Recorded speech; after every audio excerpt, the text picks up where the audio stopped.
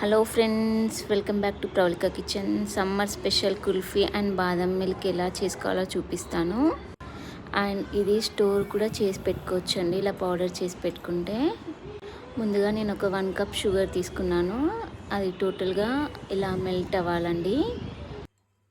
ఈ కలర్ వచ్చాక మనం ఇది ఒక ప్లేట్కి గీ అప్లై చేసి అందులోకి ట్రాన్స్ఫర్ చేసుకోవాలి. టోటల్గా కూల్ డౌన్ అవ్వాలండి.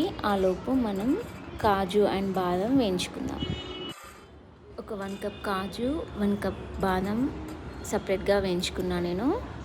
లిటిల్ బిట్ పిస్తా కూడా యాడ్ చేయాలండి. ఇది కూల్ డౌన్ అయ్యాక మనం పౌడర్ చేయాలి. ఎందుకంటే వేయించి పక్కకు పెట్టేసుకున్నాం కదా, దాంట్లో నుండి ఆయిల్ అనేది వచ్చేస్తుందండి. చల్లారాకనే మనం అది పౌడర్ చేసుకోవాలి. ఇలా ఈ కన్సిస్టెన్సీలో ఉండాలండి పౌడర్ అనేది. అలాగే నేను దీంట్లోకి ఒక 1 కప్ మిల్క్ పౌడర్ యాడ్ చేశాను. బాగా మిక్స్ చేసి పక్కకు పెట్టేశాను.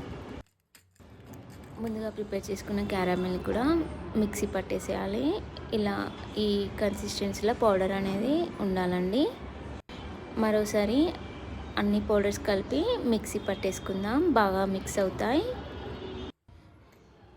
ఈ కన్సిస్టెన్సీకి వచ్చాక మనం ఒక బౌల్లోకి స్టోర్ చేసుకుందాం. ఇది ఫ్రిడ్జ్లో మనం స్టోర్ చేసుకోవచ్చండి. ఎప్పుడంటే అప్పుడు పిల్లలకు కుల్ఫీ అండ్ బాదాంని ప్రిపేర్ చేసి ఇవ్వచ్చు అలా స్టోర్ చేసుకుంటే. ముందుగా ప్రిపేర్ చేసుకున్న క్యారమిల్ దాంట్లో నేను మిల్క్ బాయిల్ చేశాను.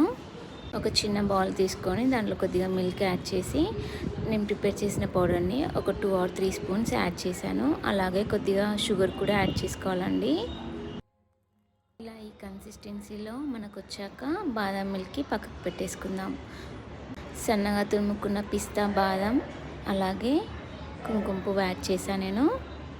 అంతే, ఇది ఫ్రిడ్జ్లో స్టోర్ చేసుకోవడమే. మనం కుల్ఫీకి ఇంకొద్దిగా చిక్కగా ఉండాలండి, అందుకే మళ్ళీ స్టవ్ మీద పెట్టాను. అలా కన్సిస్టెన్సీ వచ్చాక మనం ఐస్ క్రీమ్ బౌల్లోకి స్టోర్ చేసుకుందాం. లాస్ట్లో నేను బాదం అండ్ పిస్తా వేసి కలిపేసానండి.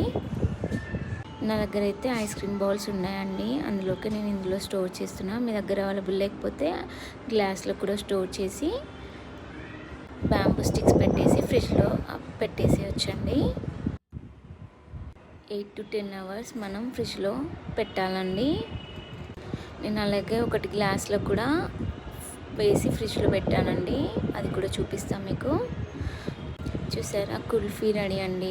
ఫైనల్గా ఇలా ఒక 5 minutes బయట పెట్టాక అదే వచ్చేస్తుందండి. Kulfi and badam milk ready అండి.